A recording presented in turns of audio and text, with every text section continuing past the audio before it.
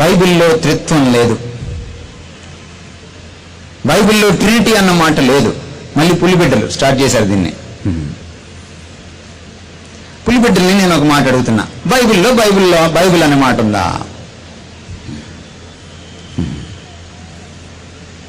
బైబిల్లో బైబిల్ అనే మాట ఉందా?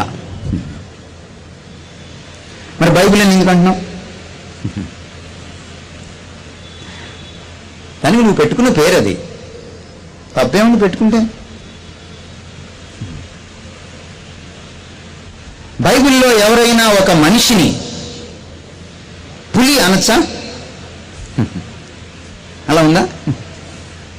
కుర్చీ వెనక గుడ్డ మీద పులి బొమ్మ వేసుకోవచ్చని ఉందా బైబిల్లో?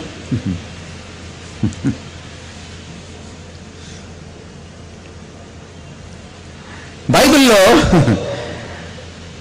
ఒక మనిషిని ఒకడు తనకు తానే సెల్ఫ్ టైటిల్ జయశాలి అని ఇచ్చుకోవచ్చని ఉందా? వీడికి చెప్పు ముందు సమాధానం. కనీసం ట్రినిటీకి కాన్సెప్ట్ ఉంది బైబిల్లో, నీకు కనీసం కాన్సెప్ట్ ఉందా? ఎక్కడ ప్రదర్శిస్తావు నీ అతి తెలివిని?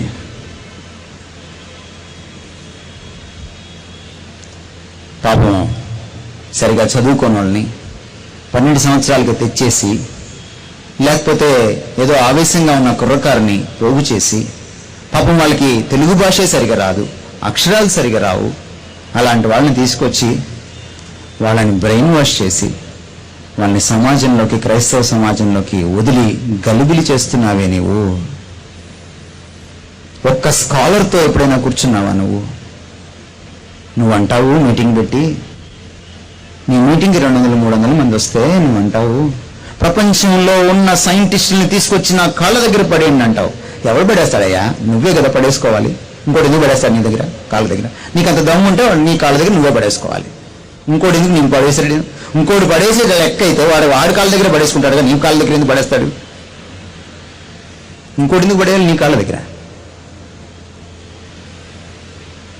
అలా అనగానే ఈ భక్తజనం, ఈ వ్యక్తుల్ని పూజించే భక్తజనం ఉంది కదా, వ్యక్త భక్తజనం, వీళ్ళు వెంటనే తాళియా బజాతే. ఎటుపోతున్నాం మనం? మళ్ళీ ఏ ఉత్తరం రాస్తాడు పులిబిడ్డ, మనం అబద్ధాలు చెప్తున్నామట.